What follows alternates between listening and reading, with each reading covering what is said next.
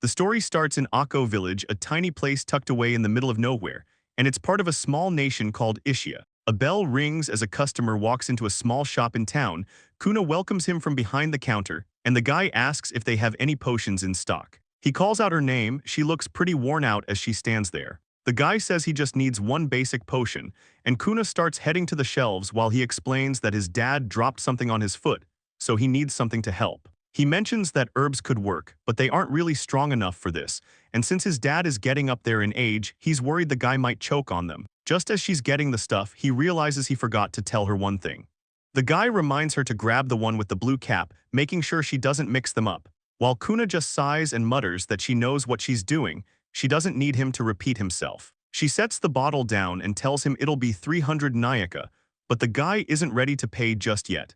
He points out that he's a regular at the shop, so he tries to talk her into giving him a little discount. Kuna doesn't even blink, so he just tosses the money over, complaining that she's as unfriendly as ever as he heads out, leaving her standing there in the quiet shop thinking about how it's the same thing every single day. She looks over at the stock and realizes not a single one of the yellow-capped potions sold today, which stings a bit because the blue-capped ones are all made by her brother Dolph, and those are the only ones people want. The yellow-capped bottles are the ones she makes herself, but they just sit there on the shelf collecting dust. She looks back on the memories of her late grandma, Maidly wanting so badly to be a great alchemist just like her.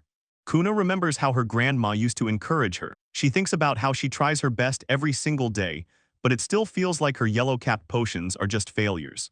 She slumps over on the counter, feeling pretty down about everything until she realizes how late it's gotten. She sits up and tells herself it's finally time to close up shop, while the evening bells ring out through the quiet village, marking the end of another long day. Kuna stands there alone, thinking about how her brother Dolph won't be home for a while. So she ties her hair back and decides to get some work done, figuring she might as well make a few more potions. She starts the process, carefully pouring her dried herb leaves into a mixing bowl to get things ready. Sitting on the floor with her supplies, she checks the ingredients, noting that the herbs are completely dry and good to go. She gets into the zone, thinking about how she actually loves the craft. And as she works, Kuna feels like all the stress and bad memories just disappear, letting her focus on the one thing she truly enjoys.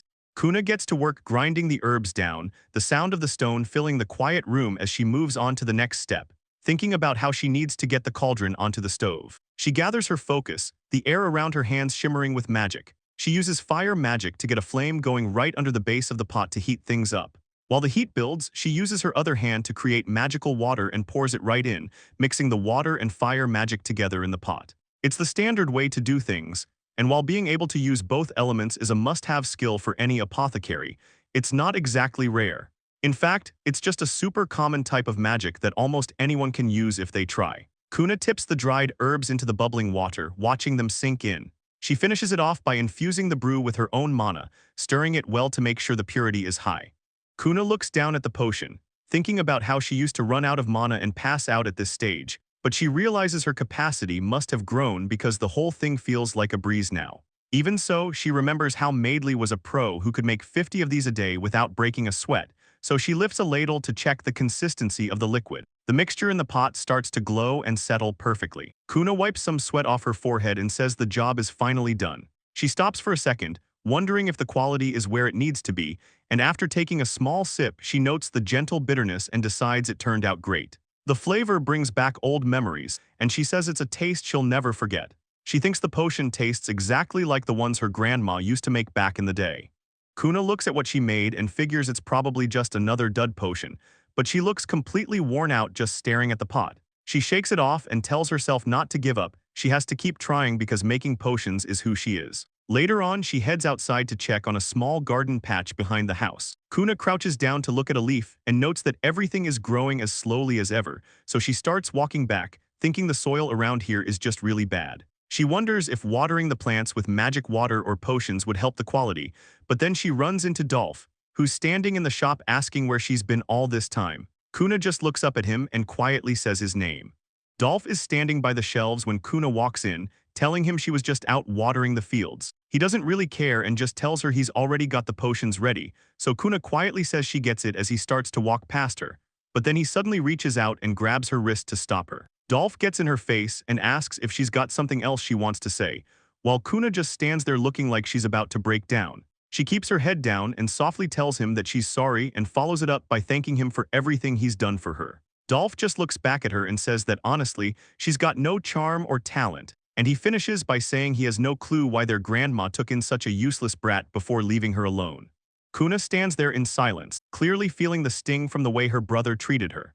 She looks down at the red marks on her skin and knows for a fact it's going to leave a nasty bruise, but then she realizes this is actually a decent chance to see just how well these new potions work. She just keeps asking herself why things had to end up like this. Moving on to later that day, the shop is suddenly swamped with people, and Kuna has no idea why there's such a huge crowd. It gets to the point where they're completely wiped out of stock, and she starts panicking because every single shelf is empty, and the only thing she has left to sell is that specific batch of potions with the yellow lids. Kuna thinks about just locking the doors and calling it a day, but she knows she can't just ignore her brother's orders.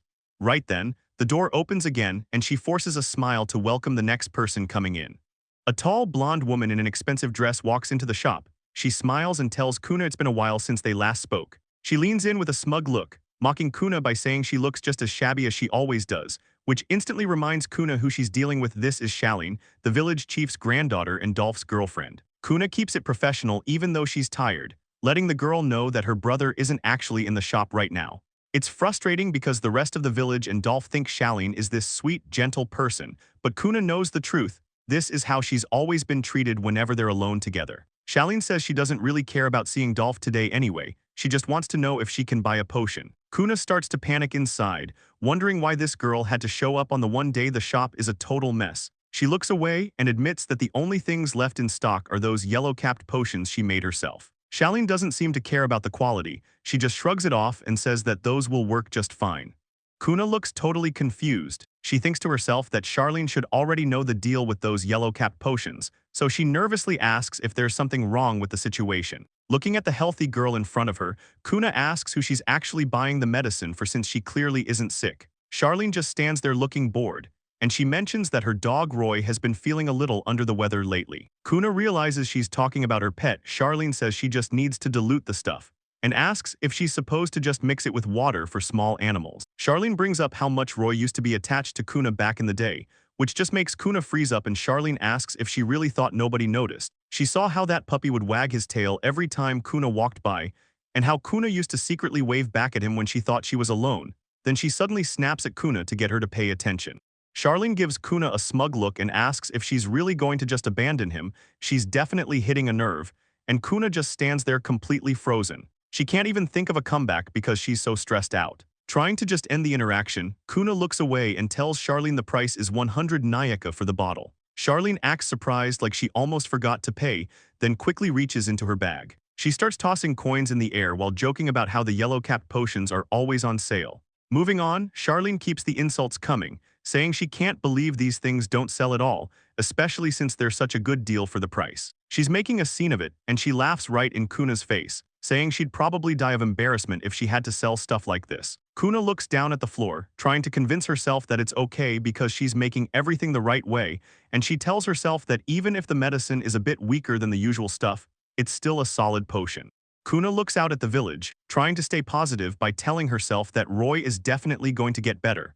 But then the village chief shows up at the shop with two other guys looking really serious, and he immediately calls out her name. He doesn't waste any time, telling Kuna he heard she's been selling poison potions and lying about them being medicine. Kuna just stares at him with her heart sinking, completely shocked by the accusation. She can't even process what he's saying. The chief stands firmly at the counter and says her name again, repeating the claim that she sold poison disguised as a cure.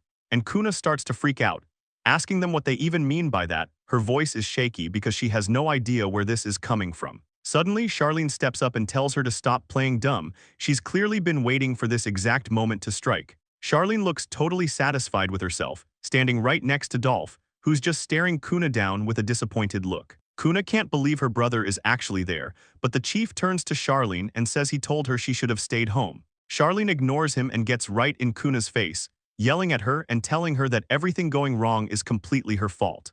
Shaline holds up a bottle and shouts that Kuna sold it to her just this afternoon, and Kuna looks totally pale as she admits she did sell it, but she's clearly trying to find the words to explain herself. Only Shaline cuts her right off, yelling that it's all because Kuna sold her that specific yellow-capped potion. She doesn't stop there, screaming that it wasn't medicine at all. It was a poison potion.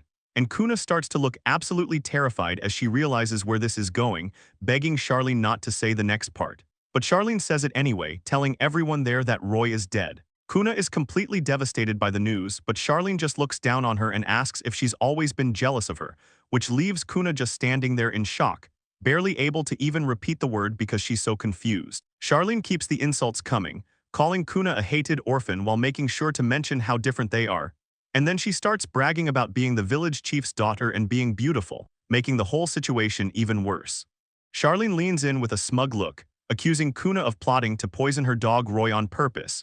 And Kuna just stands there completely stunned, barely able to even process what she's hearing. The shock quickly turns to anger, and Kuna asks if Charlene is actually kidding with this insane accusation. She tells Charlene straight to her face that she's never once been jealous of someone like her, but then Kuna's eyes go wide as a sudden thought hits her, making everything finally start to click. She realizes that something felt off about the whole day, and thinks back to the weird crowd of customers earlier and how Charlene showed up at the exact right time, leading Kuna to the dark realization that Charlene actually planned this entire setup from the very start. She can't believe someone would do something so petty just to frame her. Wondering if Roy was just a pawn, so Kuna glares at Charlene with her teeth clenched, absolutely shaking with rage at what she's done. Kuna finally snaps and reaches out, yelling at Charlene for being cruel enough to use her own dog Roy in this scheme. But before she can even move, one of the guys there grabs her and slams her face down onto the table to pin her, making Charlene act like she's bored with the whole thing, calmly telling the men to just take Kuna away and be done with it. Kuna desperately calls out to the mayor, telling him she has her pride as an apothecary and would never do this.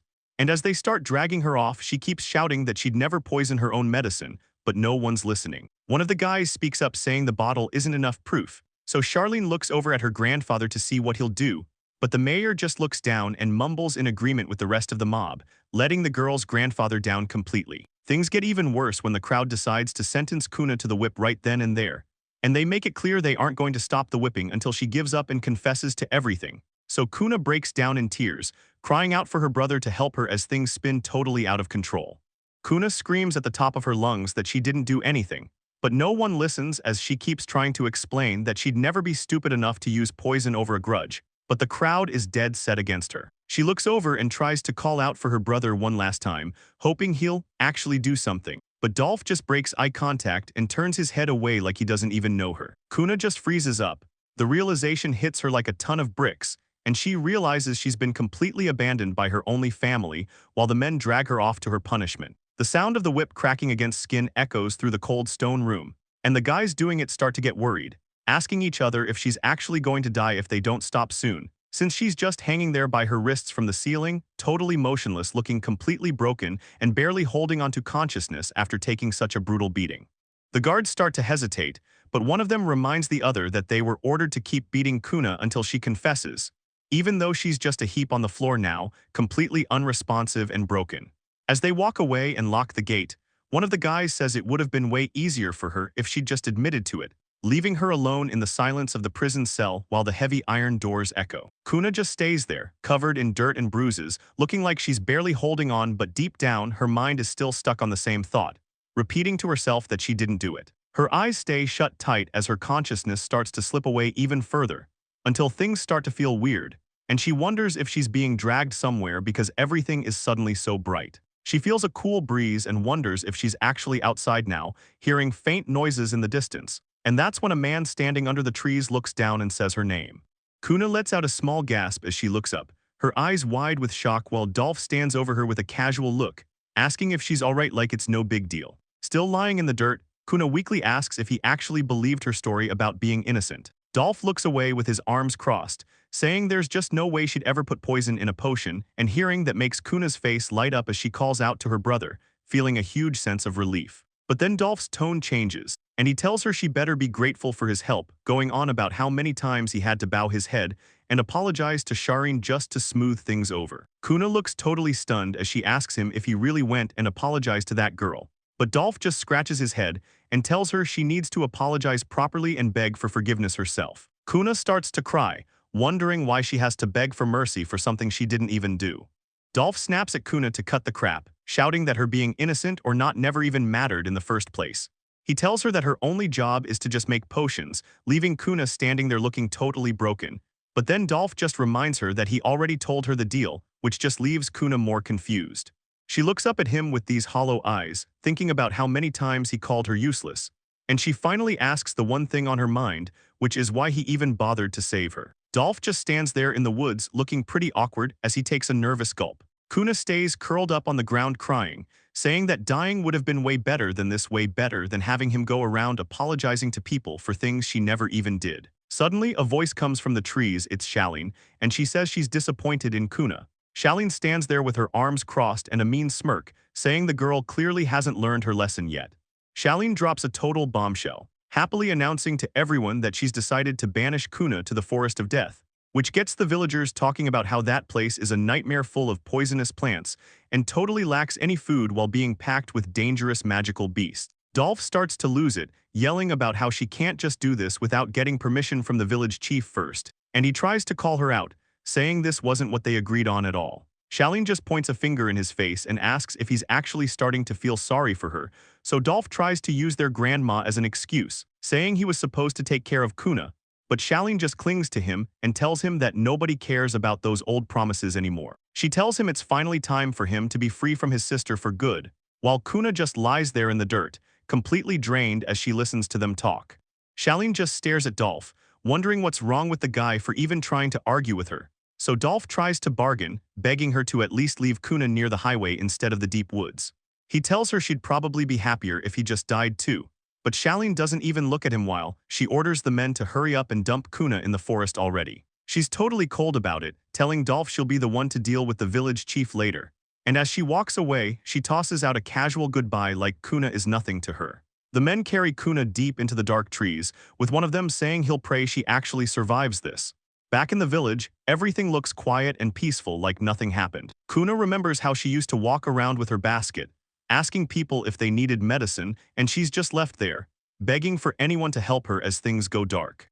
Kuna looks totally shocked as some guy starts screaming in her face, demanding to know what's wrong with her potions. He goes off about how they taste like garbage and don't even work, saying the whole village is talking about how bad they've gotten. Dolph stands in the back looking like a deer in headlights, stammering that it shouldn't be possible because he followed the recipe perfectly. He turns that frustration on Kuna, giving her this nasty look and saying that since she keeps asking for the truth, he's kicking her out, telling her she better not come back until every single potion in her basket is sold. Kuna ends up wandering the village in a daze until a local woman stops her to ask if she's actually selling potions. She tries to put on a brave face, telling the woman she just finished making a brand new batch earlier that morning, but the woman stops and points out one with a yellow cap, looking pretty confused about what she's seeing. Kuna just grips her basket as hard as she can, practically begging the lady to take one of them because she's desperate, and the woman finally gives in, saying she'll buy one and asking how much Kuna wants for it.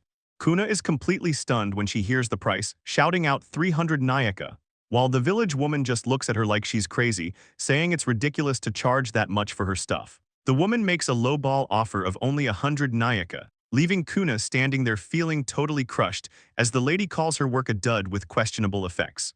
Kuna knows her potions actually work because she tested them herself, but more than that, she remembers how Granny Maidley used to be so proud of her, giving her a pat on the head, and now she's just standing there in the street with tears in her eyes, telling the woman she's sorry. She keeps repeating the apology over and over while looking down at her basket, completely ashamed that she's even trying to sell these defective potions to someone who's just being kind. But she's desperate to stay home, so she begs the woman to please just buy them anyway.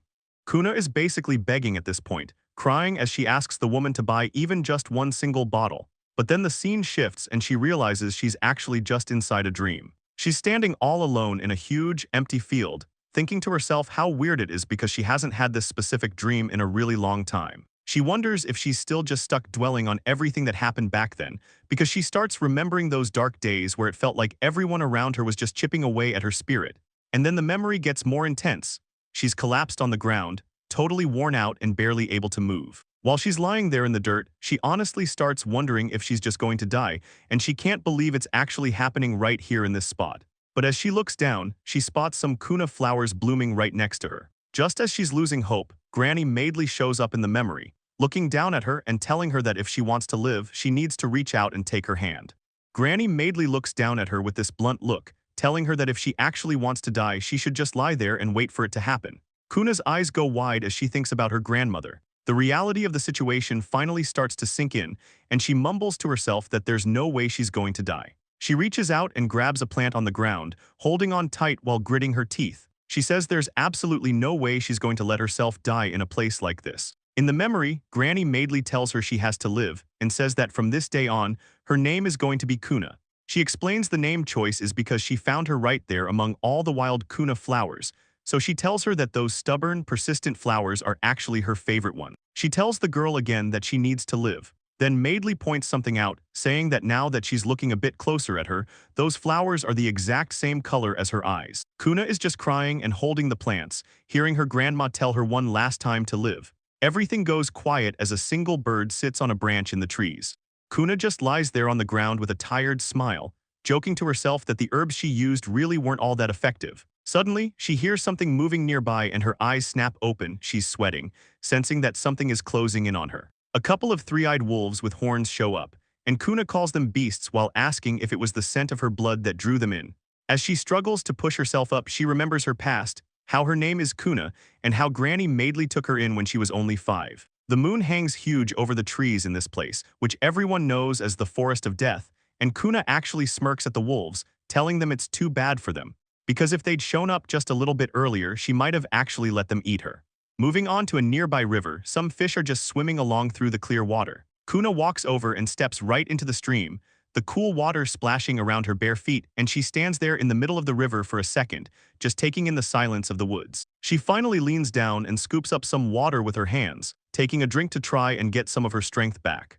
Kuna stays in the river for a bit, thinking about how delicious the water is as she tries to get her energy back. But she stops and looks at her skin, realizing that all her wounds are already healed up. It's not really a shocker that she's better, especially after she spent the whole night just stuffing her face with herbs, so she thinks back to how she basically ate over 100 of them just to stay alive. Even though the cuts are gone, she feels like the pain hasn't quite faded yet, mostly because she can't stop thinking about how those guys in the village treated her. Moving on, Kuna starts getting herself together. She sits down and ties some cloth around her feet to make sure her boots stay on. She pulls a strap tight across her waist, making sure the gear she found is secure before she heads out. Kuna stands up and looks at her reflection, saying she better make good use of these things if she's going to survive. She looks at the gear one more time, thinking she's actually pretty lucky to have stumbled across these clothes in a canteen.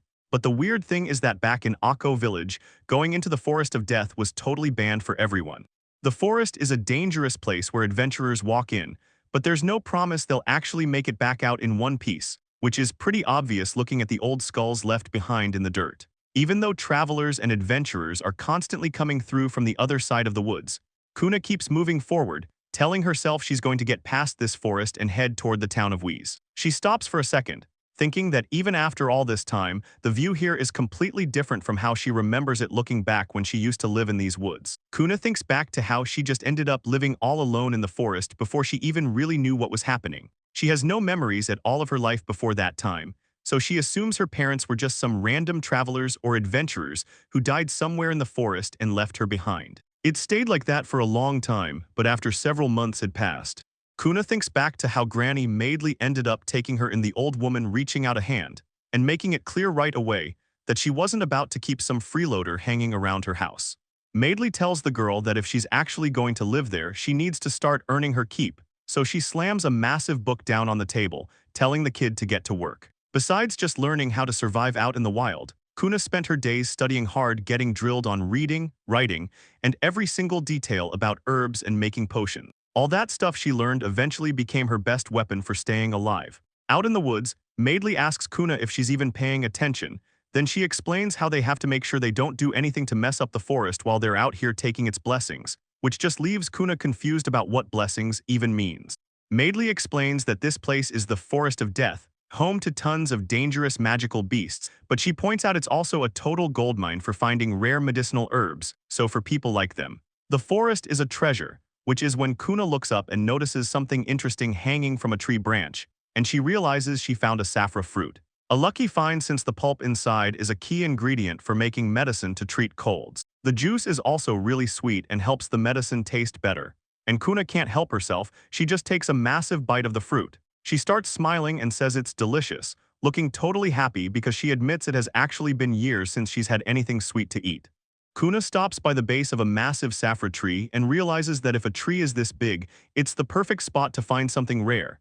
And she's right, she spots a cabana flower. This specific flower is pretty weird because it doesn't have a stem growing right out of the roots, and it gives off this super unique smell that works like a natural insect repellent. The cabana actually lives off the tree by soaking up some of its nutrients, but it's a fair trade since the flower's scent keeps the bugs from messing with the saffron tree. Kuna knows this is a great find because the flower is a key ingredient for making intermediate potions, so she gets to work digging it up, thinking about how she needs a real trade to survive once she reaches Whis. She doesn't care if people back home look down on her for only making dud potions, because at the end of the day, making medicine is the only thing she's actually good at.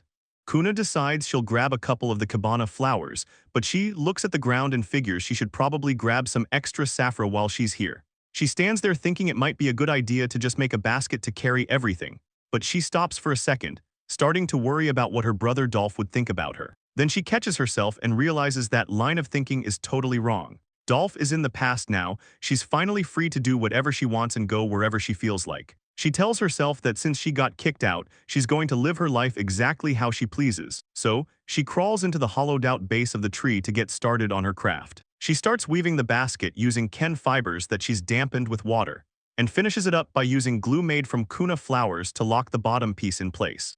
Kuna checks out the basket she just made and thinks it looks pretty good. She decides she's going to go grab those saffron fruits and cabana flowers right now, but suddenly she hears a rustle in the bushes nearby and freezes up. She turns her head to see what's going on and finds a massive white shape standing behind her. It's a huge white wolf just standing there in the middle of the clearing, and Kuna recognizes it instantly as a silver wolf. But then she notices, its eyes look way different than the typical magic beast she's seen before. Even though it's huge, it doesn't actually seem like it's planning to attack her or anything. She stays low and wonders if the thing is just standing there to watch her. The wolf keeps its distance, just hanging around while she tries to figure out its next move. Kuna stares at the wolf and wonders if this is actually an invitation to follow it. The two of them walk through the woods for a while, making her wonder where she's being taken.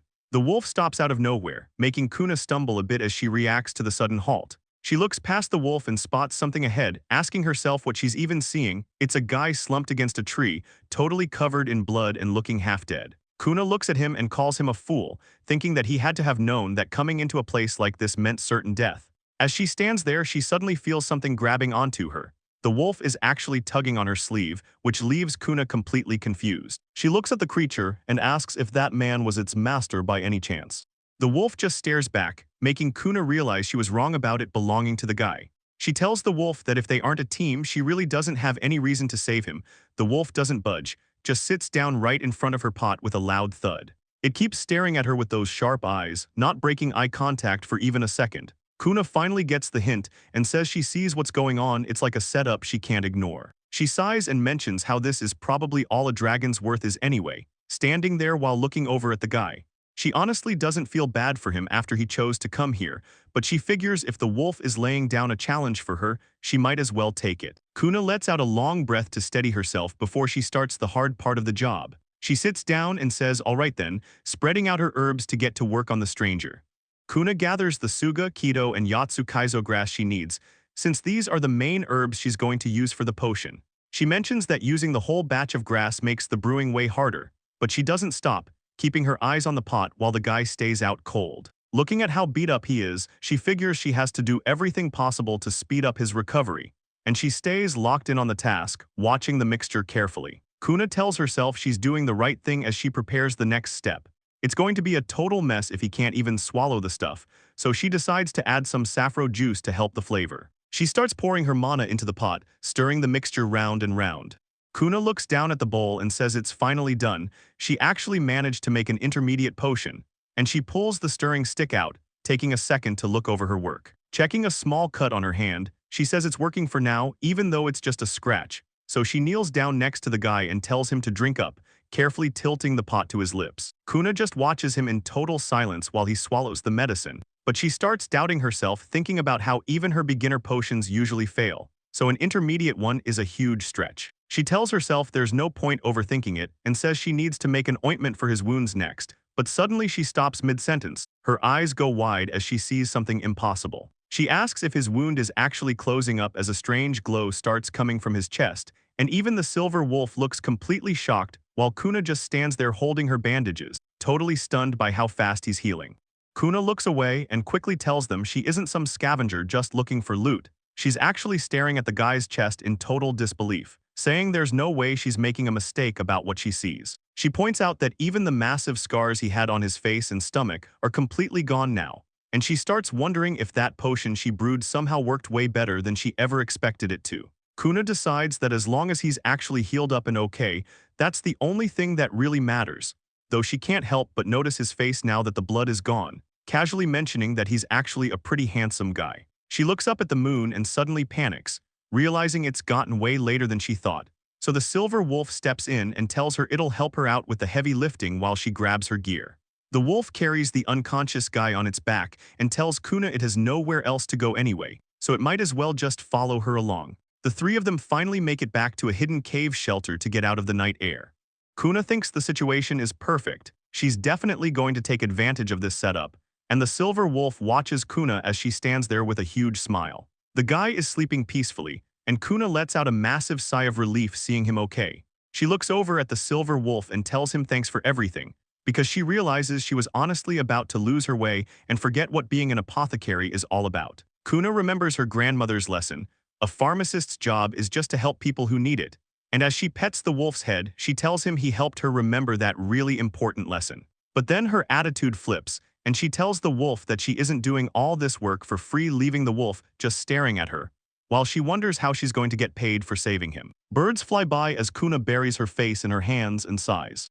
Kuna takes a deep breath and lets out a long sigh of relief, finally standing outside the cave entrance where they've been hiding out all this time. She decides it's time to move on, so she gets her gear ready while the guy is still out cold. As she looks at him, she figures she's done enough by healing his wounds and sharing her food and water, and she isn't about to stick around waiting for him to wake up. Kuna tells herself he'll just have to manage on his own from here on out, and she starts walking away, leaving the man behind in the safety of the cave. While she walks, Kuna thinks about how she really expected the silver wolf to stay with the man, but the big wolf is right there in front of her, happily leading the way through the trees. She starts wondering if the wolf is actually picking out the easiest path, just so she can keep up.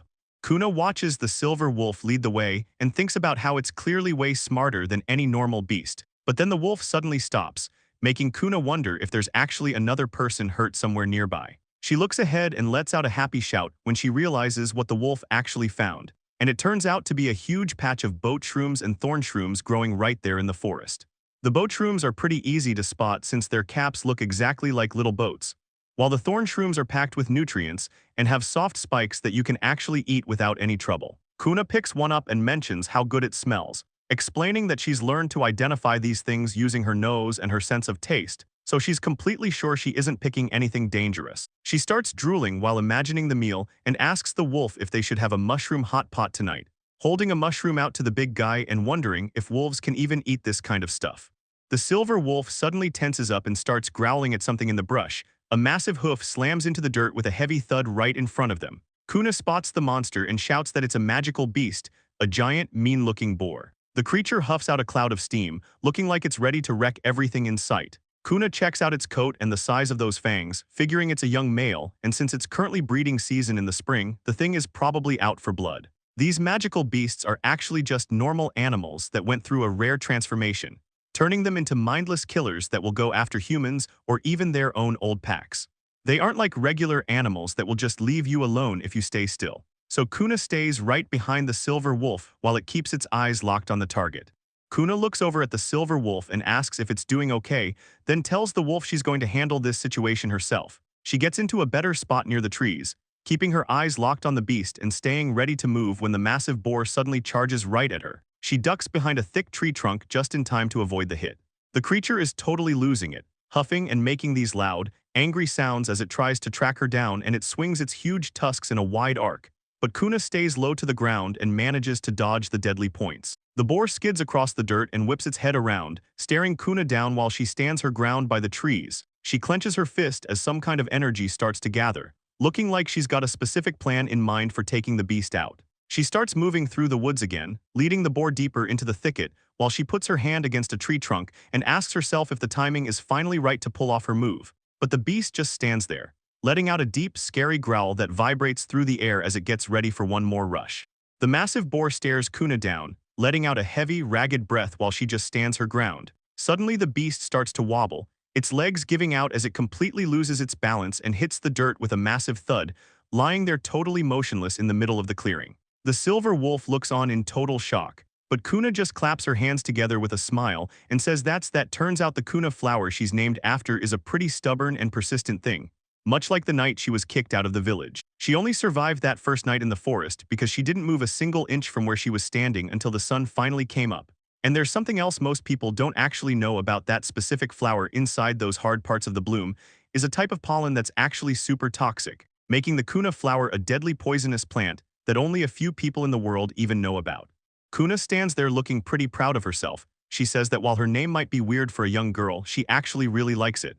She starts explaining how the plant works, saying that if a creature breathes in enough of that pollen, even a huge demon boar gets paralyzed. The silver wolf listens as she mentions the poison only lets loose if the flower gets hit hard, just like the wolf did earlier. She explains that the poison doesn't hurt her because she ate so much of it growing up that she built up a total resistance. Apparently, this has been the case since back when Grandma Madary first took her in, and she's been immune ever since. Looking over at her new friend, she points out that the pollen doesn't seem to have any effect on him either. She figures he really isn't just a normal animal or even a typical magic beast, while the wolf just looks back with a tired expression. Kuna stretches her arms out and tells the wolf it's time to get to work standing by the massive catch. She happily announces they're having boar stew for dinner instead of just mushrooms, which gets a hyped bark from the wolf. She starts hoisting the heavy carcass up into the trees, casually mentioning that she used to eat magic beasts like this all the time back in the forest.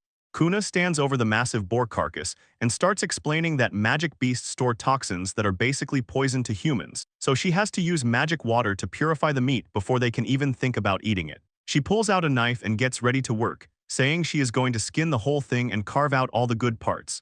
But as she starts, she looks down at her blade with a worried face. The poor thing is totally worn out and just reached its limit. She realizes she wanted to grab the fangs as well, but with her knife in that shape, it is definitely a no-go. Kuna decides she will at least try to get the cheek meat and the tongue since those are easier to manage, and she gets right to work, then stops to say a quick prayer for the meal. She moves on to the cooking phase, explaining that the next step is to add some safflow pulp and some wild herbs to the pot. She drops the demon boar meat into a pot of boiling salted water, stirring it gently so it can simmer until it gets nice and tender. The silver wolf asks where the salt even came from. Kuna just shrugs and says she borrowed it from the guy they found, leaving the wolf looking pretty skeptical.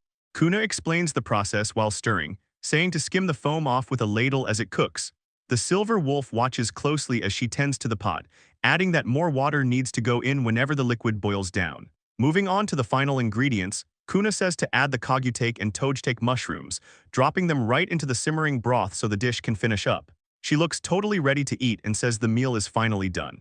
The stew looks perfect in the pot, and Kuna says it should be just about time to dig in. Then she takes a big bite of the meat. It tastes incredible, and she says it simmered until it got so tender it basically melts. She looks completely happy and gives thanks for the blessings of heaven and earth. Kuna notices the silver wolf is really enjoying it too. She thinks he didn't care for the saffron juice earlier, but he is definitely going to eat this. As she sits on a log by the fire finishing her plate, she realizes something else has just come to mind.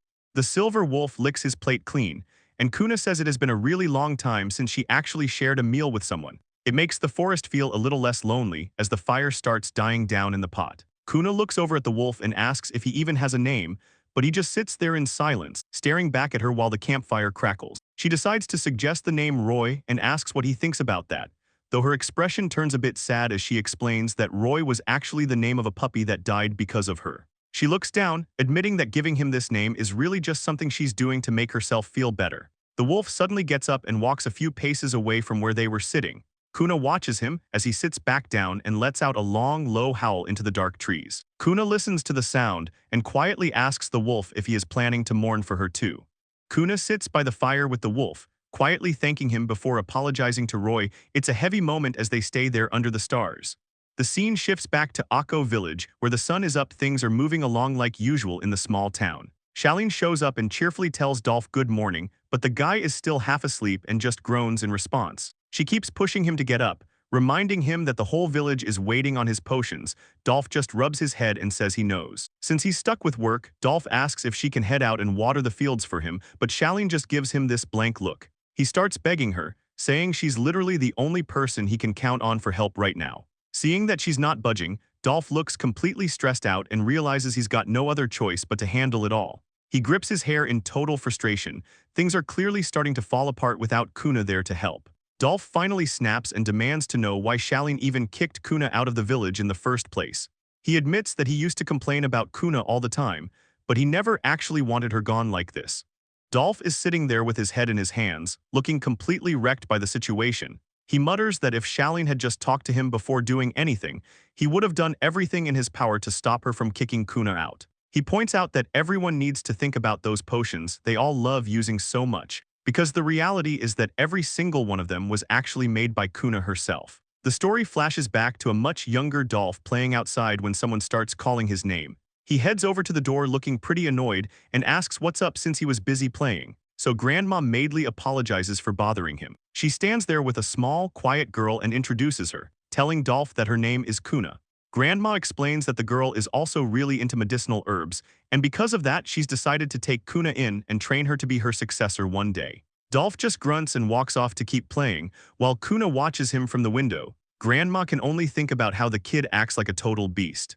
Grandma Maidley stands by and watches while Kuna starts her very first lessons in herbalism, but Dolph is watching from the doorway, doubting that this new kid is actually the successor, especially since it's been less than a month. Kuna looks up from her work as Dolph enters the room, and she quickly calls out to Grandma Maidley to show her something holding up a plant. She explains that even though these two look almost the same, their taste and medicinal effects aren't the same at all. She confidently tells her teacher that she's pretty sure this is actually a different species of plant, which completely blows Grandma's mind. She admits she didn't even notice and says she's going to have to update the encyclopedia. Dolph watches them work over the bubbling cauldron. He's never really cared about being a magic pharmacist, but seeing her succeed makes him get all competitive. He tells himself there's no way he's letting this new person just swoop in and take his position. Kuna looks like she's reaching her limit with all the intense training and the pressure of the workshop leaving her completely wiped out on the floor while Dolph just walks off, not really sure what to make of how hard she's working.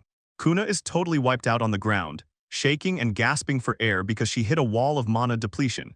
She can barely keep it together, feeling like her stomach is literally turning inside out from the strain. The pain is getting worse, and she thinks about how the headache and dizziness are hitting so hard she can't even stand. So Grandma Maidley tucks her into bed, telling her to get some good rest tomorrow and saying Dolph will give up his drama soon. The next morning, Dolph peeks through the door and completely loses it. He can't believe his eyes because Kuna is already back at the cauldron working with magic bubbles, looking like she's perfectly fine. Dolph yells at her for being back at work, especially since she was basically passing out and in total rough shape just yesterday. But Kuna pushes too hard again and collapses right on the floor, making Dolph think she's just never going to learn. Grandma Maidley helps the passed-out girl again, quietly telling herself that by tomorrow, Kuna will be just fine, and sure enough, the next day rolls around and Kuna is back up, amazing Dolph with how fast she recovers and gets back to her magic. Flashback to when they were kids. Kuna is inside working while Dolph and his friend just hang out and laugh outside the window, having no idea how hard she's training. Grandma Maidley stands right behind her, watching Kuna handle the bubbling cauldron until the table is full of finished potions. Maidley gives her a proud pat on the head, and they're both just smiling and happy to be working together. But then things get heavy. Grandma Maidley is stuck in bed looking really sick, and she calls Dolph over to her side. She tells him that Kuna is the one who's going to carry on her legacy and help save everyone. She asks Dolph to promise he'll stay by her side and support her through it, but he just stands there looking completely overwhelmed. Suddenly, Dolph realizes something is wrong and yells out for her. Kuna is crying her eyes out at the bedside, calling for her granny while Dolph stands there realizing she's actually gone. Everything goes quiet as the weight of the moment hits, but even with Kuna still in tears, Dolph is already thinking about how he was supposed to be the one chosen as the successor. Kuna is still a mess and crying next to him, but Dolph just looks down and tells her she's going to be working as his assistant from now on. She doesn't even say anything back, she just keeps sobbing with her head down. Dolph watches her for a second and says she's surprisingly aware of her place, which just makes the whole vibe even more tense as he starts to feel like something is off. He's looking pretty nervous and realizes that things aren't exactly how he thought they were. Kuna thinks back to when they were younger. She realizes that if Dolph had actually bothered to look at her, he would have seen she wasn't even training. He was always too busy laughing with his friends outside the window to notice what she was actually doing, and in that moment it finally clicks for her. She realizes that this guy never had a single shred of interest in her or what she was doing from the very start. It's honestly irritating to no end, and Dolph just stands there looking annoyed while Kuna tries to process how clueless he really is. But then a new thought enters her head. If he really knows that little about her and her skills, then maybe she can use that to her advantage, while Dolph just smirks at the potion shelf, totally unaware of what she's thinking. Kuna has a plan to get back at them. She figures if she just swaps the lids on these potions, it'll cause some serious problems. Cut to Dolph, who is currently losing his lunch on the floor. He's completely wrecked and can barely catch his breath. It's hitting him hard now. He realizes he only understood how things worked because he was basically just using Kuna this whole time. Looking back, the difference between his skills and hers is like night and day, and he's finally starting to see just how screwed he actually is. He's leaning over the counter, totally stressed, realizing there is no way he can even keep the shop open like this. The guy is so desperate he starts thinking about just faking being sick for a while to buy some time until Shaleen suddenly shows up and calls his name. He looks completely caught off guard as she grabs onto him all excited, telling him she totally forgot to mention something really important. She's glowing as she says they're throwing a huge banquet at her place tonight to celebrate finally kicking Kuna out of the village. Dolph just stands there while she goes on about the party. The shop is full of potions, but he's the only one who knows the disaster that's coming.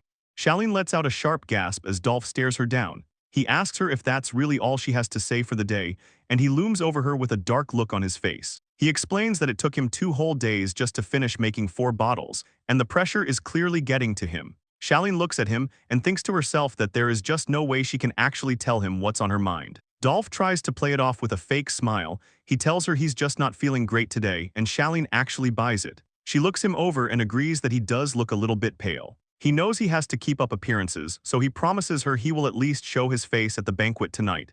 He tells her he needs some rest and asks her to leave the shop now. She's a bit annoyed, but she says she gets it and heads out. The second she's gone, Dolph completely falls apart. He's hunched over the counter, breathing hard and covered in sweat while the weight of the situation starts to crush him. He's totally panicked, sweat dripping down his face as he realizes he's in way over his head. He stares at the row of potions on the shelf, silently begging for a miracle. Dolph stands over the counter, staring at his latest batch. He desperately hopes these 4 potions are actually as good as the ones Kuna makes. Back in the woods, Kuna finds more herbs growing along the path. She's focused on gathering what she can while the big silver wolf stands right by her side, keeping a close eye on the surroundings as she works. She looks up at the wolf and asks him, who she's calling Roy now, if he can actually track down rare materials for her. The wolf just gives her a happy look, panting like he knows exactly what she's talking about. Kuna smiles and tells him she's finally starting to understand what he's trying to say. It's like they're actually on the same page now. As they walk deeper into the forest, she realizes they haven't run into a single magic beast for a long time. It hits her that she probably has Roy to thank for the peaceful walk. He's clearly scaring off anything that might cause trouble. Something catches her eye from above, and she lets out a quick sound just as a little bird flies right past them, drawing her attention toward the sky. Kuna looks up at the sky and notices something different. The smell of the grass is starting to fade away, meaning she's finally getting close to the edge of the forest. Her face lights up as she realizes that her destination is just through the next set of bushes. She pushes the heavy branches out of her way, stepping through the thick tree line until the forest finally opens up. She and the silver wolf stand on a high cliff, looking down at a huge city surrounded by stone walls. Down below, the place is full of energy. Kids are running around the paved streets, while the local market is packed with people buying bread and supplies from the different stalls. The buildings here are tall and well kept, way more impressive than anything she saw back in her small village. The path from the woods leads straight toward the main gate, showing her exactly where they need to go. She takes in the sight of the massive houses and the busy atmosphere, realizing just how big the world really is. The silver wolf looks up at her as she stands there completely stunned. She finally says the name of the city, realizing she made it to Whis. Kuna looks out over the rooftops and the tall walls, telling herself that she really did it. She actually made it to the city of Whis. Standing there, she thinks back to how things used to be and how she honestly thought she was just going to die in Akko village, but going back isn't an option anymore. She pictures her brother Dolph and Shaleen together, knowing that part of her life is officially over, and her expression gets serious as she stops that train of thought. She tells herself no, because the truth is she doesn't have any intention of going back there anyway. She stands tall with the silver wolf by her side, but then she looks down at the big wolf and realizes there's a problem she needs to handle before they get any closer. She tells him that they probably can't just walk into a busy town together like this.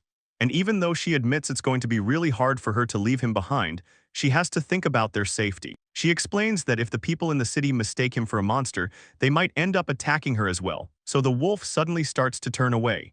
Kuna watches him move, letting out a surprised sound as she wonders what he's doing. Kuna lets out a sound of total disbelief as she watches the massive silver wolf suddenly start to glow and shift its form. Right before her eyes, the light fades and she just stares down at the ground, admitting she's completely caught off guard by what she's seeing. Standing right where the giant beast was is a tiny, energetic white puppy, looking happy as can be and wagging its tail. And the little guy lets out a high-pitched bark like nothing even happened. Kuna stands there trying to wrap her head around it, thinking about how he just turned back into a puppy in the blink of an eye. As the dog sits there scratching its ear, she tells him he really is one mysterious wolf, but she gives him a little smile and decides that the specifics of how he did it don't actually matter right now. She tells Roy it's time to get moving, and he barks back happily as they start the final walk toward the city walls. At the main entrance to Whis, 2 guards stand watch under the massive stone gate, keeping an eye on everyone coming and going. The guards stay alert with their spears in hand, ready to check whoever shows up at the gate next. Kuna is just walking up with the puppy when one of the guards yells out to get her attention, and she nervously answers him while panicking inside. She knows if this city turns her away, she's got nowhere else to go. The guard stares her down and asks exactly when she went into the forest in the first place, which makes her realize he's getting suspicious since he never saw her leave the city gates this morning. She figures out that the timing of her forest trip isn't the real issue here. It's about where she's actually from, so she just comes out with it and tells the guards she came from Akko village. The guard looks pretty shocked to hear that and asks if she's really one of those people from the far reaches. And even though she's a little confused by the way he put it, Kuna just nods and tells him he's right. She stands there trying to figure out what that far reaches label even means, but she figures she might as well roll with it since it's true that she really did come from that village. The guard with the mustache looks Kuna over and tells her she really doesn't look like an adventurer, and he asks how a girl like her crossed the forest of death since it's full of monsters. Kuna nervously agrees it's dangerous, but she explains that she's a magic pharmacist with a lot of knowledge about herbs and the woods, so she tells him she just used that info to stay away from all the monster dens on her way there. The guard repeats her title back to her. Meanwhile, Kuna thinks to herself that if she told him she actually killed the monsters, he'd just get suspicious, making the guard stay skeptical as he says it's still wild for a kid to survive that forest alone. Right then, the puppy yips. Kuna holds the little guy up and tells the guards that she wasn't actually alone for the trip, which instantly makes the guards smile and soften up. And the mustache guard tells her she must have been through a lot to make it this far, and Kuna is pretty surprised by the sudden change in tone. She just looks at them and gives a quiet thanks. Kuna is relieved she managed to avoid being turned away at the gate.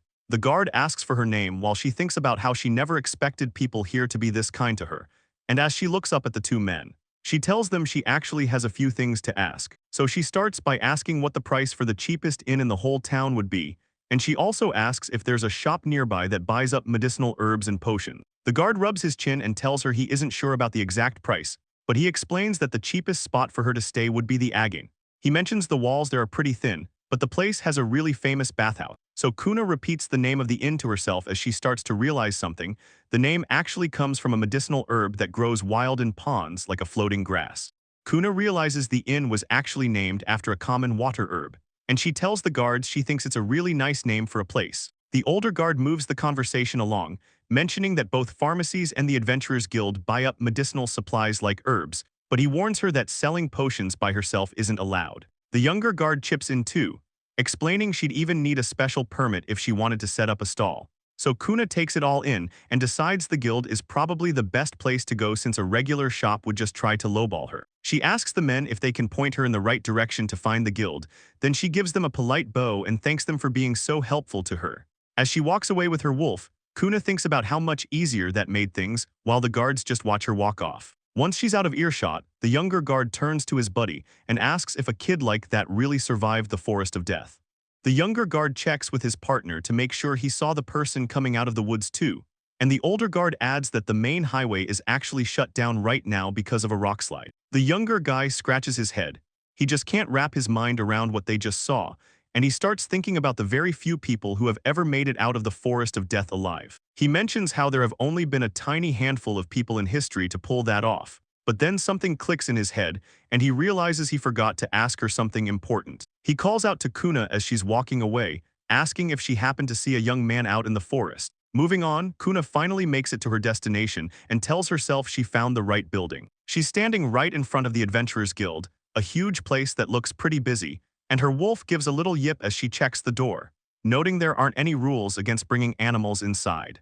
Kuna takes a deep breath and looks ahead, trying to get her nerves together before she grabs the big handles of the front door. She tells herself it's time and asks her wolf if they should head inside. The lobby is huge and mostly empty. There are just a couple of guys sitting at a table near the back. The lady at the front desk greets her right away, so Kuna gives a polite little bow as she walks in. She looks around the quiet room, thinking that maybe there aren't many people around because of the time. Kuna walks over to a large wooden board covered in different papers to see what kind of jobs are posted. She starts reading through them and lets out a tiny laugh. She can't believe that one of the notices offers 2,000 Nayaka just for taking down a single wild boar. It seems like a total steal. But then she looks down and reminds herself that she isn't actually planning on becoming an adventurer. To her, that name is just a label for people who spend their time hunting magic beasts for a living.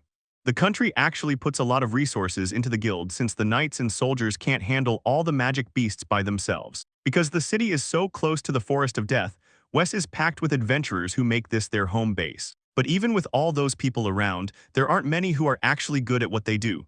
So Kuna stands there staring at the board, completely stuck on the fact that a boar hunt pays 2,000 Nayaka. She realizes that's the same amount of money she'd make selling a whole day's worth of her weak potion. The receptionist notices her spacing out and asks if everything is okay, which snaps Kuna back to reality. The lady tells her not to hold back if she has any questions about the jobs. Kuna plays it cool and says she was just surprised by how well the demon boar quest pays.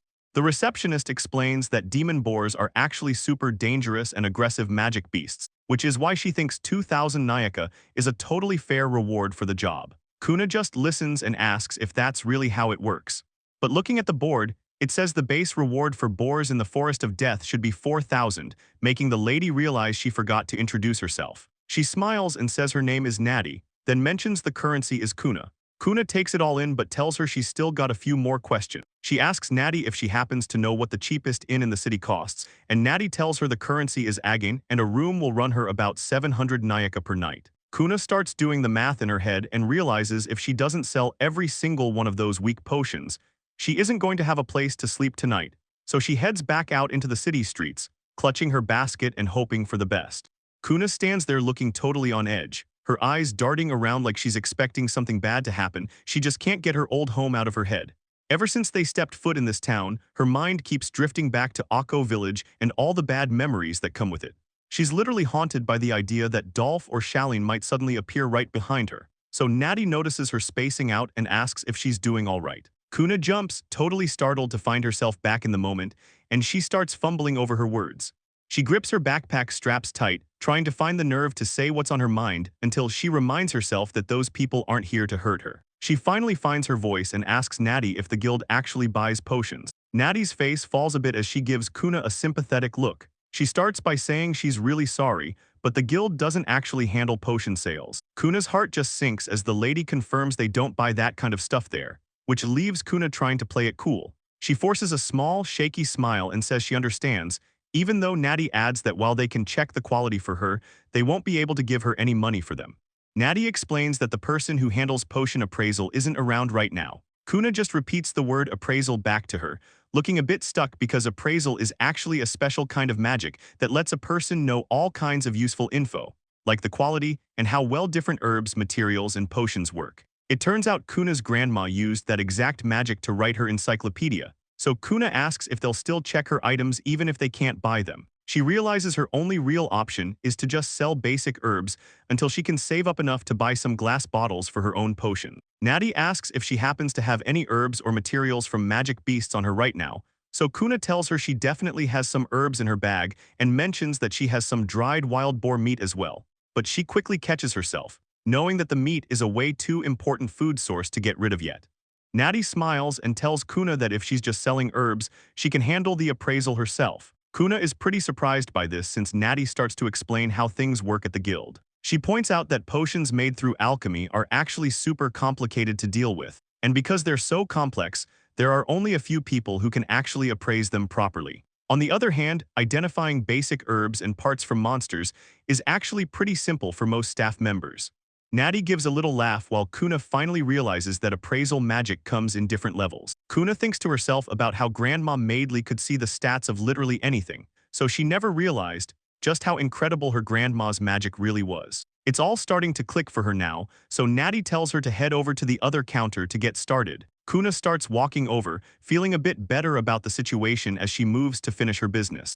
Kuna hugs her bag, thinking about how raw herbs probably won't be worth much since they haven't been turned into potions yet. She looks a bit drained and realizes that, to be honest, she doesn't even want to part with them. The guys in the background look pretty confused, while Kuna just stands there looking depressed about the whole thing. She spreads her collection out on the counter, thinking about all the recipes she wanted to try making with her own juices, leaving the nearby adventurers totally shocked by the quality. Natty just stares at the herbs on the table, looking completely stunned for a second. She clears her throat to get back on track and tells Kuna that she's going to start the appraisal now. Natty picks up one of the plants, and as she focuses, a soft glow starts to surround her. The magic flows over the materials while Kuna watches, waiting for the results, and then Natty claps her hands together with a huge smile, telling Kuna that everything she brought in is in absolute peak condition. Natty is seriously impressed, telling Kuna that there's zero insect damage and the drying was done perfectly, while the guys in the back just stare in shock. Kuna lets out a little sigh of relief, thinking about how she used preservation magic on every single leaf, and it turns out all that hard work actually paid off without any issues. Natty starts getting down to business, telling Kuna she's going to give her the individual price for every item she brought in. So she explains that while the market usually goes up and down based on the season or special requests, the common grass is still sitting at a solid 5 nyaka. Natty finishes up the list and says that's everything, but since the quality is so high, she's giving Kuna the highest price possible. The water flowers are coming in at 200 nyaka each, while the bluegrass and green grass are being valued at 30 nyaka. Finally, the yellow flower turns out to be a big winner at 500 nyaka. The price list continues with gold grass being valued at 100 nyaka apiece, which is pretty shocking to Kuna, especially since even the common stuff she sees everywhere is worth 5 nyaka. She can't believe the yellow flower is worth 500 on its own, especially since that's just the price for the raw plants before she's even used them to make any potions. Kuna figures the demand for these medicinal herbs in the city must just be through the roof. The pouch of coins sits on the counter, a solid weight of her first real earnings. After selling her water flowers and 10 of the yellow flowers, Kuna is left holding 9,400 nyaka. She realizes she just made enough money to pay for her stay at the inn in no time at all. Natty asks Kuna if she's able to read, and Kuna tells her that she can. So Natty mentions there's a reference room upstairs with all the info on where herbs grow and what they're worth. Natty tells Kuna she's welcome to go check out the books anytime, and Kuna nervously agrees while holding her new bag of money close, thanking the receptionist for being so helpful. Natty starts to say there's one more thing on her mind, making Kuna look up curiously as the receptionist lends in with a serious face, saying there's just one thing she needs to ask. Natty wants to know if Kuna actually went inside the Forest of Death to find those rare herbs. The question catches Kuna off guard, and for a second she just stands there in silence before giving a slow, honest nod. Natty says she figured that was the case, but then she asks Kuna if she saw a young man while she was out there, only for a loud shout to cut her off as a guy bursts in yelling that they finally found Luca. Natty looks relieved as she hears the news, repeating that the missing guy has finally been found. She watches the chaos while Kuna thinks to herself that the whole situation was resolved pretty fast. Since the guild is getting crowded, Kuna decides it's time to head out and says her goodbyes. Natty tries to call out to her one last time as she leaves, but Kuna is already making her way to the door. Walking through the city streets with the silver wolf, she thinks about how she wanted to stay and read those documents, but the guild was just way too loud. She figures she'll just find an inn for now, but then she stops as a new thought hits her. Kuna realizes she actually made a ton of money today, way more than she thought she'd get for those herbs, and she tells the wolf that maybe they should go buy some new clothes first, which gets an excited bark in response. She laughs and asks if he's going to be her guide through the city while they walk down the street, leading the two of them further into the shopping district to find what they need. Natty looks pretty stressed out with her hand on her head, telling the guys to pipe down since they have a customer standing right there. She specifically tells Seth he's being way too loud, but he just shrugs it off since the guy's an adventurer anyway. Natty gets a serious look on her face and asks Seth if Luca is actually doing okay. So Seth gives her the good news, saying he's safe and even managed to get out of the forest all by himself. He explains that Luca basically just crashed from being totally exhausted, so a guy named Gaon is carrying him over to the clinic right now. Hearing that makes Natty feel a whole lot better. She puts her hands together and says she's just so relieved. Seth scratches his head and mentions that it's honestly a huge miracle the guy even survived. He starts telling her the story Luca told them, which sounds pretty intense because apparently he was being chased through the woods by a magic wolf and then almost got finished off by a magic boar. Natty totally loses it and yells that this isn't what he told her before, asking if the guy is badly hurt, but Seth quickly tells her no. Seth explains that Luca told everyone someone he met in the forest actually saved him, which really catches Natty off guard. Looking at the amount of blood on Luca's clothes, the wound should have been fatal, but somehow there isn't a single scratch left on his body. It's like he was never even hurt, leading Seth to believe that whoever found him must have used some incredibly expensive medicine without a second thought. Seth goes on about how this mystery person is a total lifesaver, or maybe even a saint, noting they're nothing like their ruthless lord, who didn't even care enough to send out a search party. Natty starts putting the pieces together, thinking about a person passing through the forest of death, and her mind goes straight to Kuna, that girl who was just standing at her counter a moment ago. The receptionist remembers how Kuna just nodded when asked if she had entered those woods, and it's a huge deal, because even the lord of this land has been too scared to search that forest for years. Natty tries to stay grounded, thinking to herself that this is all just a guess, but the idea that Kuna might be a high-level alchemist starts feeling more and more likely. In her head, the pieces click together, and she's almost certain that Kuna was the one who saved Luca, until she realizes she totally messed up and forgot to ask the girl if she was even a pharmacist. While Seth and the other guys keep laughing, Natty just facepalms, wondering if Kuna is some kind of elite magic user. She eventually brushes it off, since she luckily knows exactly which inn the girl is heading to. Natty watches her go, feeling totally sure their paths will cross again, while Kuna and her dog move on straight into the heart of the city, where Kuna is blown away by how many people are everywhere. She starts scanning the street for a clothing store, walking past the big buildings, just hoping she can find a shop that isn't going to overcharge her for some new gear.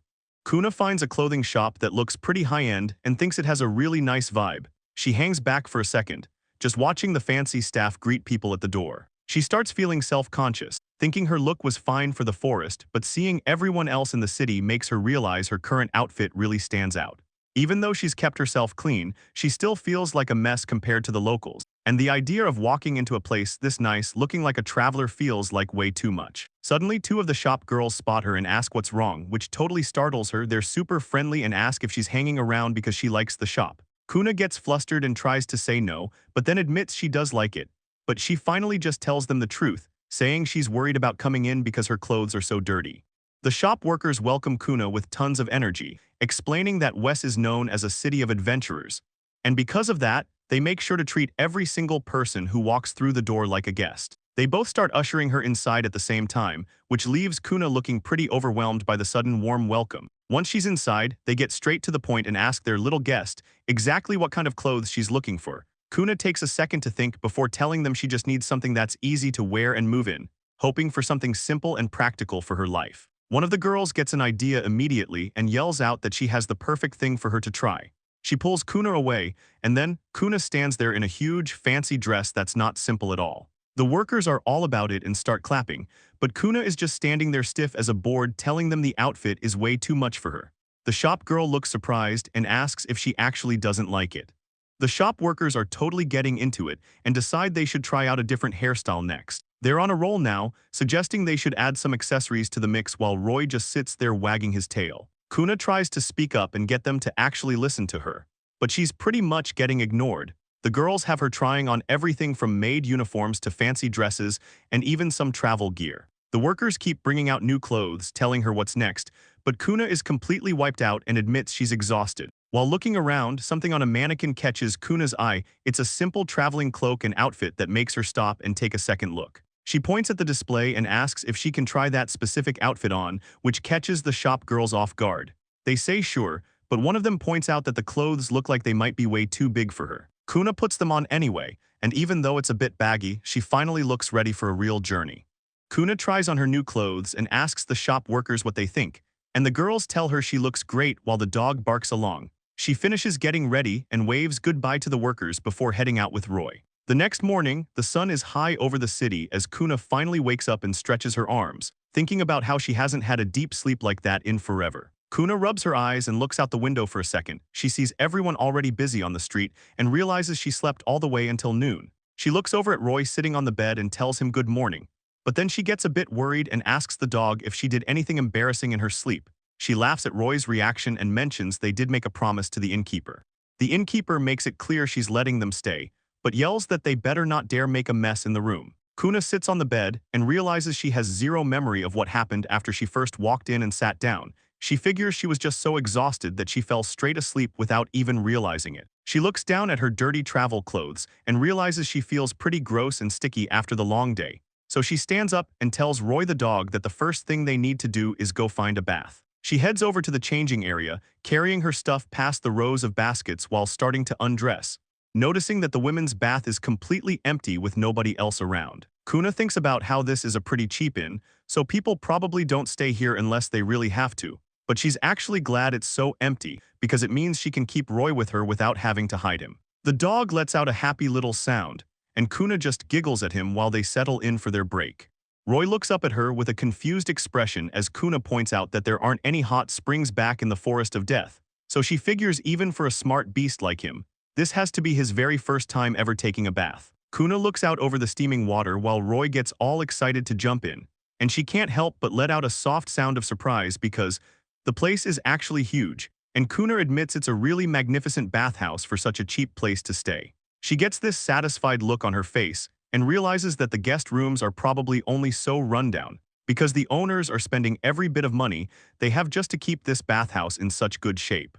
Kuna thinks about the place more and decides that even when you consider how much all the firewood must cost to heat this up, paying 700 nyaka a night for a room is honestly way more than a bargain for them. So she picks up the wooden wash basin and starts getting ready to clean herself up while letting out a happy sigh, telling Roy that the water feels so warm and perfect.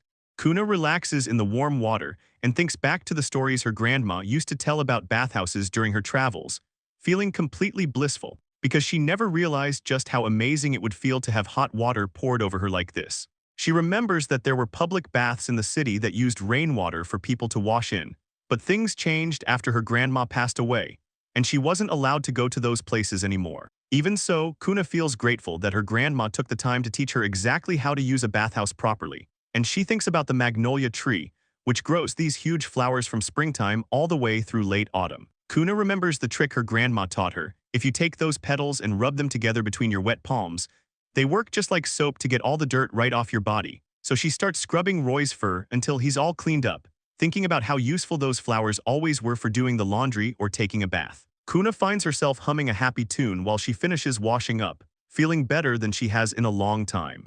Kuna hums a tune to herself with a peaceful smile on her face. It's the melody of the Harvest Festival song, and she remembers how she used to sing that exact song with her grandma all the time back in the day. But then she remembers how Dolph acted when she asked about going to the festival. He just looked back and asked if she actually wanted to go, laughing in her face while Shaline hung onto his arm. He told her that since she only makes junk potions, she basically has no right to show up at the festival. Back then, she just sat on her bed alone, listening to the music from the party outside. Now though, things are different as Kuna looks down at Roy, who gives a happy little bark and wags his tail, making Kuna laugh as she tells him she's going to give him a wash too. The outdoor bath at the inn is tucked away behind a wooden fence, looking super quiet and relaxing. Kuna finally gets to soak in the hot water and lets out a massive yawn, feeling all that stress just disappear, realizing she's lucky to be staying here. She sighs happily and tells herself that this place is definitely a great inn. Kuna is soaking in the bath, totally relaxed. She thinks about how they should probably stay at the inn for another night after they finish up, while Roy splashes around in the water next to her. She wonders if they should try to find some lunch if they decide to extend their stay, so she heads out into the city and finds a shop that looks interesting.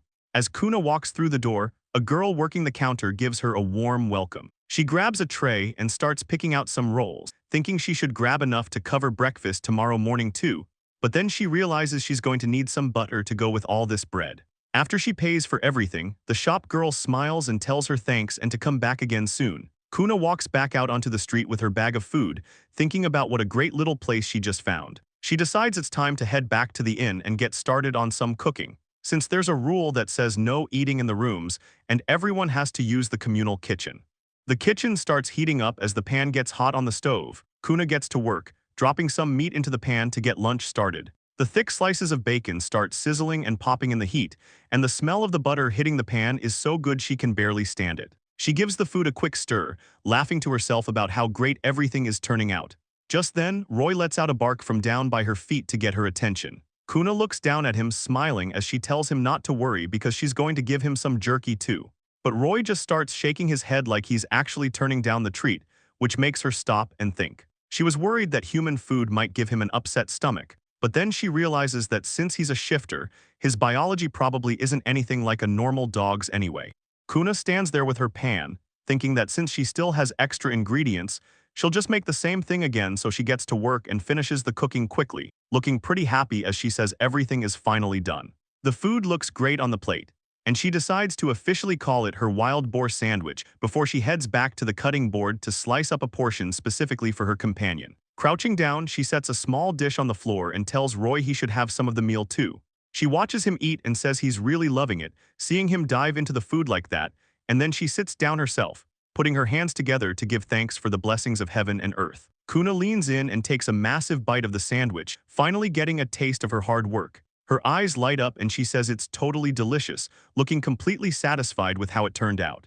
The smell of the bread is amazing, and the rich flavor of the boar meat makes it even better. Kuna takes a bite and thinks about how the butter melts perfectly with the wild boar meat. It's basically the best meal she's had in a while, and she clears the entire plate in no time. She lets out a satisfied sigh, feeling full and happy while Roy relaxes on the floor right by her feet. After finishing up, she takes a second to think about what she needs to do next. There's a lot on her plate, so she starts washing the dishes while telling herself not to let a little bit of cash go to her head. Kuna starts counting everything she needs to pay for, from new clothes and shoes to her room at the inn and food, but the math doesn't look great. After all that, she's only going to have about 34.2 eka left to work with. She realizes she has to be smart with her money, so she decides that buying new medicine bottles is the main priority. The plan is to get those bottles first so she can brew more medicine to sell and keep the business going, and then she'll worry about picking up other tools and supplies once she has a bit more of a cushion. The next morning, Kuna makes her way back to the large building housing the guild and steps inside. But as she looks around the main hall with Roy, she notices Natty isn't at the desk. She walks up to the counter and asks the staff if the person who appraises potions has returned. But the receptionist on duty tells her the guild master is still busy over in the next town. Since she can't get her items checked, Kuna figures she might as well head over to the archives. But as she starts to walk away, a guy in light armor calls out and asks if she has a minute. Kuna just keeps moving with Roy at her side, so the guy starts panicking and yelling for her to wait. He makes it clear he's talking to her, so she finally stops and looks back to ask if he's serious. The guy introduces himself as Seth and explains that he's an adventurer who works out of Whis, and he looks her right in the eye while saying there's something he needs to ask her.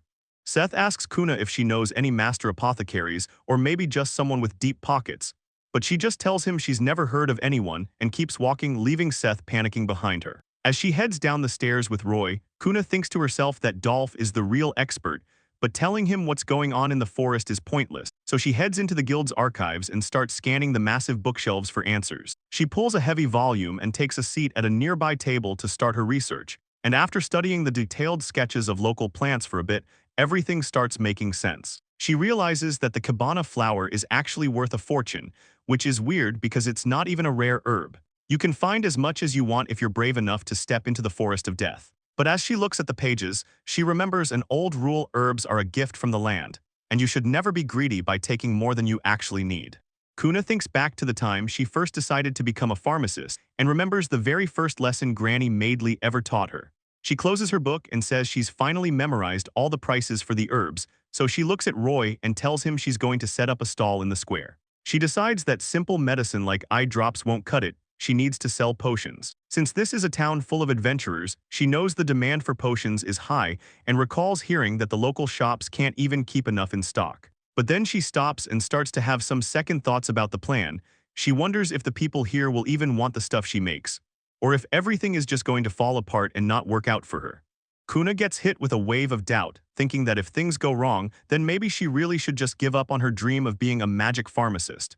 But she shakes it off and heads out into the city streets, holding onto her official paperwork. She went to the seminar at the Chamber of Commerce and passed the exam, and then she submitted her business permit application and finally got it approved. Kuna grips the scroll tight and tells herself it's time to do this, so she explains her plan of renting out a shop space in the northern district. She could have opened a shop in the east side where the main offices are, but the north side is where all the inns are and where the adventurers hang out.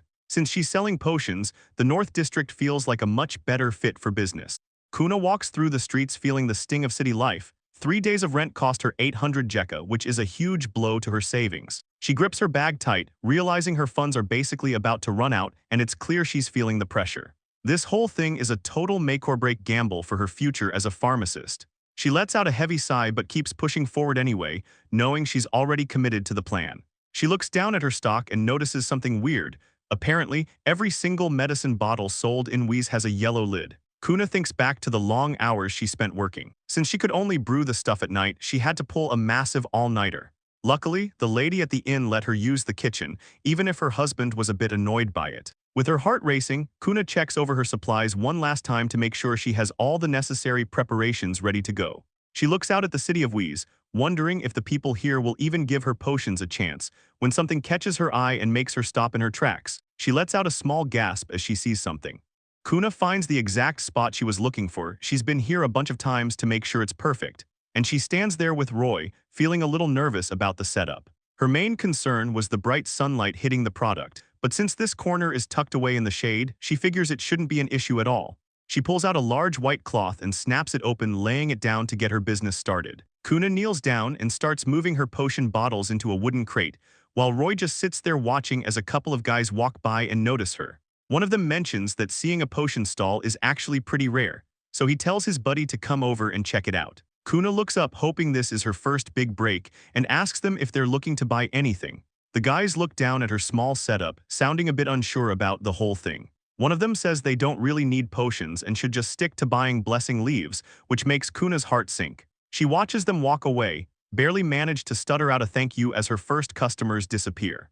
Kuna grips her apron tightly, thinking about what happens if she doesn't sell anything today. She knew deep down that failing was the most likely outcome from the very start. But even though she's aware of the reality, she just really doesn't want to admit it. Looking down at her crate, she realizes that if these potions didn't sell back in Akko village, there's probably no way people here in Whis are going to buy them either. Just as she's losing hope, a guy walks up and asks if she's selling potions, catching her off guard. He leans in to get a better look at her stock while she quietly welcomes him. He picks up one of the bottles and asks if she made it herself, making Kuna break into a nervous sweat. She just stares at him while he looks over her work with a big smile. The guy looks at her and mentions how she has such honest eyes, clearly impressed by her. The guy keeps staring, telling Kuna her eyes are the exact same color as the blue sky. Kuna looks away, thinking he's just way too bright and positive for her to handle right now. But then she notices his boots. Something about them catches her eye and makes her take a closer look, because those boots start looking really familiar for some reason. It hits her all at once. She remembers seeing those exact clothes on the guy she found dying in the forest, and she realizes she's looking at that same idiot she saved earlier. The guy lets out a grunt as he sits down right next to her stall, making himself comfortable while he apologizes for getting in the way of her work and interrupting her. He asks if she can spare a moment to talk, but Kuna just looks at him wondering what exactly he wants from her, sitting there in front of her unsold potion. Kuna looks at the guy's back and worries he might yell at her for leaving him behind in the woods, but he just turns around with a huge smile and introduces himself as Luca. He says he's a rookie adventurer living in Whis, adding that he's only been working as an adventurer for less than a year. He leans in and asks her what her name is, so she looks at him a bit awkwardly and tells him her name is Kuna. Luca gets even more excited and says her name is exactly like that one orange flower, but Kuna just gives him a blank look and asks what he's getting at. Luca's expression softens as he starts talking about how he almost died in the forest of death recently. He says someone saved his life that day, and it turns out he found some animal fur left behind in the cave where he eventually woke up. Luca mentions the fur he found was white, pointing out it looks just like the puppy sitting right there. And he keeps going, closing his eyes to remember what the gatekeeper told him about who'd been around lately. Apparently, the only other person to walk out of that forest recently was a girl with black hair. Luca finally puts it all together. He turns to Kuna and straight up asks if she's the one who saved his life. Kuna looks at him and realizes there's no point in hiding it. She says it's true, but she's not sure how to explain. The two of them just sit there on the sidewalk next to her shop crates, a pretty quiet moment after she admits it. Luca is losing it with excitement, shouting that he knew it was her. Just as Seth and Gaon show up, Luca calls out to them, but Gaon looks pretty bummed, telling Luca they didn't have any luck finding info on their end. Luca just laughs and tells them to check it out. He gestures toward Kuna and brags about how he finally found her. He's totally thrilled, telling his friends that she's the savior he's been searching for this whole time. Seth is completely blown away by the news and lets out a huge shout. He can't believe they actually found the girl who saved Luca. But then Seth stops in his tracks and looks at Kuna. She just stares back at him with this totally unimpressed look on her face. Seth leans in and tells Luca to be careful, suggesting that maybe this whole thing is a lie and she's just making it up. He crosses his arms and acts all suspicious. Luca starts to wonder why Seth is even being like this. Kuna narrows her eyes, remembering that she saw this guy hanging around the guild just the day before. She speaks up and asks if Seth is accusing them of lying just because there's some kind of reward involved, and Seth just freezes up. He starts sweating and groans because he knows she totally figured out his motive. He tries to flip it back on her, yelling that when he asked her yesterday she said she didn't know any apothecaries. Kuna doesn't miss a beat. She reminds him that she only said she didn't know any excellent or rich ones, leaving Seth throwing a total tantrum while Luca tells him to stop. Gaon has to hold him back while Kuna and Roy just watch him lose it. Luca finally snaps and yells at Seth, making it clear that Kuna is the one who saved his life. Meanwhile, Seth just looks away and mutters that nothing is official yet, which honestly just makes Kuna more annoyed as she lets out a low growl. She points out that all their shouting is actually scaring off her customers. Nobody wants to come near the shop with them causing a scene, so she asks them again if they're finally done being loud. Seth isn't stopping though, and he starts complaining that if he knew things were going to get this messy, he never would have even told Luca his name in the first place. Seth keeps losing it while Gaon tries to keep him back. Luca realizes this whole situation is turning into a total disaster. But then a light bulb goes off and Luca shouts that he's got an idea. He looks like he's finally found a way to fix things. He walks over and sits down right on the street across from her stall, making sure he has her full attention. He calls out her name and bows his head low, apologizing for how incredibly rude his friend was being to her. Even though it's awkward after all the fighting, Luca stays there and tells her he has one more favor to ask.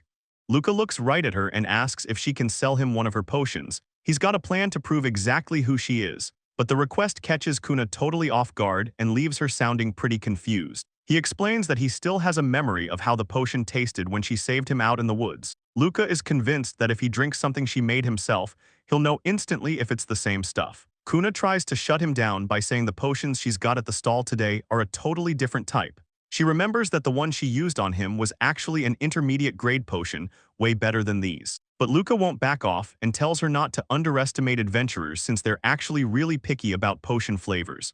Seth yells that the weird taste thing is just a Luca habit, but Kuna can see the guy is seriously confident. She remembers her grandma saying that magic water made from mana actually smells and tastes different depending on the person. So Kuna starts to wonder if this guy actually has a special talent for telling who brewed what. Kuna decides to just roll with it and tells him that if he's actually going to buy her stuff, it's going to cost him 300 Nayaka. Luca doesn't even hesitate, handing over the cash and tipping the bottle back to take a massive gulp of the potion right there in front of her. He finishes the whole thing and licks his lips, letting out a small breath while he thinks about the flavor. He announces there's no mistake. It's the exact same taste as the one she gave him in the forest, which leaves everyone watching pretty stunned. Kuna just sticks her hand out again, looking a bit annoyed as she tells him it'll be another 700 Nayaka for that mid-grade potion. She's definitely lost her patience and tells him to just hurry up and pay for what he drank, but the price tag catches the attention of the people nearby. Some guy in the crowd starts yelling about how 700 is way too much, and the people passing by start wondering if Kuna has totally lost her mind. Kuna stands her ground, explaining that 700 Nayaka is actually the standard price for a mid-grade potion. She even adds that she has her own life to lead and bills to pay, so she makes it super clear that she is definitely not open to haggling over the price. Even though she's acting tough, Kuna can't even look Luca in the face. Her mind starts racing with thoughts of people calling her useless and saying she should be embarrassed. And she looks at Luca, thinking even a guy who was just smiling like the sun is about to turn on her, convinced he's thinking the exact same mean things as everyone else until he speaks up. Luca looks her right in the eyes and tells her that 700 Nayaka is totally impossible, leaving Kuna slumping over as she tells herself she knew this was going to happen.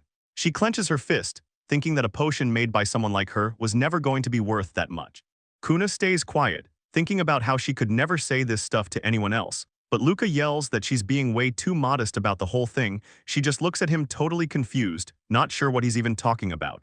Luca leans in with a look that's actually pretty nice, and he reaches down to grab a big heavy-looking bag of coins that he's been carrying around. Luca gets all frantic, sweating as he holds the bag and yells that he hasn't even said what he needs to say properly yet. Clutching the money to his chest, He tells her to listen because he definitely isn't letting things end like this. Kuna stands there in total shock while Luca suddenly realizes he forgot to mention something important. He promises her that he's going to save up even more money to pay her back exactly what she deserves, and that she can count on him. He apologizes, explaining that even though he brought every bit of his savings, it's only 100,000 Nayaka right now. With a huge, bright smile on his face, Luca gives her a massive thank you, telling her he's only alive because of what she did, and that to him, Kuna is his absolute savior. Luca gives her the biggest smile, thanking her over and over for saving his life. Kuna can barely get a word out as he stands there, still radiating all that gratitude. Luca's face suddenly changes when he looks closer at her. He freaks out and jumps back, apologizing like crazy while Kuna asks if she just scared him. He starts panicking, telling her he definitely didn't mean to make her cry. Kuna looks down at her hand, watching a single drop fall and wondering what it is. Suddenly the tears just won't stop, and she stands there completely stunned as they roll down her face. Luca asks if she's crying, while Kuna can't even believe she's the one actually doing it. She covers her eyes with her arm, asking herself why this is even happening. Kuna lets out a sob, thinking about how she was so sure her tears had dried up a long time ago.